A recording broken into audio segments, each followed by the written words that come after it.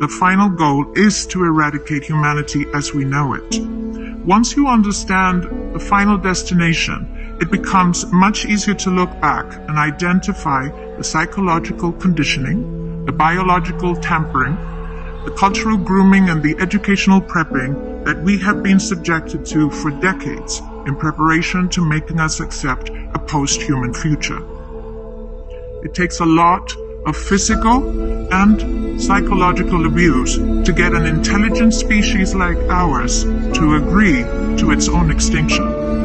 Most, if not all, that has transcended in the last 60 years was designed to get us closer to accepting such a dystopian reality. Whether you care to accept it or not, we live in a hyper-controlled matrix where our perception of reality is meticulously planned, managed, and executed in order to control and steer us in whichever direction they wish. And the direction is a post-human world. For this, they first needed to destabilize, dehumanize, and demoralize humanity through every means possible.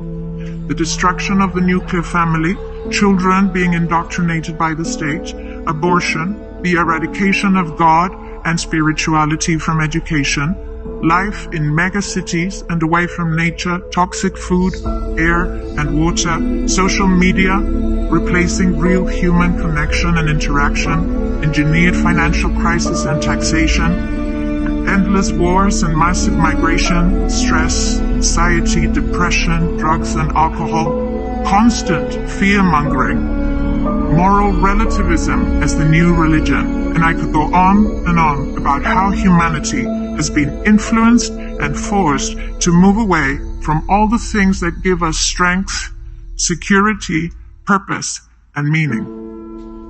A weak, immoral, disconnected, ignorant, and unhealthy population is an easy target for the next stage, the creation of an entire generation of androgynous beings. Masculinity is under attack psychologically, culturally, and biologically. Women are being replaced in sports, entertainment, and politics by men pretending to be women. And children are being indoctrinated at school to think that gender is a choice. The transgender movement is not a grassroots movement. It comes from the top. It has nothing to do with people's freedom of expression, sexuality, or civil rights. It's an evil psyop with a clear agenda to get us closer to transhumanism by making us question the most fundamental notion of human identity, our gender.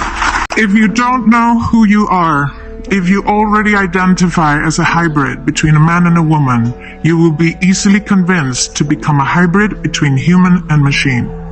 Gender ideology is the 2 + 2 = 5 from George Orwell's 1984 dystopian novel. It's the final test to see whether we will follow the most absurd party line towards our own extinction. But 2 + 2 = 4. And no matter how you choose to dress, call yourself, or change your physique, will not change that. The sad reality, though, is that in the gaslighting process to get us closer to a post-human future, they have mentally and physically harmed an increasing number of children and young people, and it's only getting worse. This must be stopped.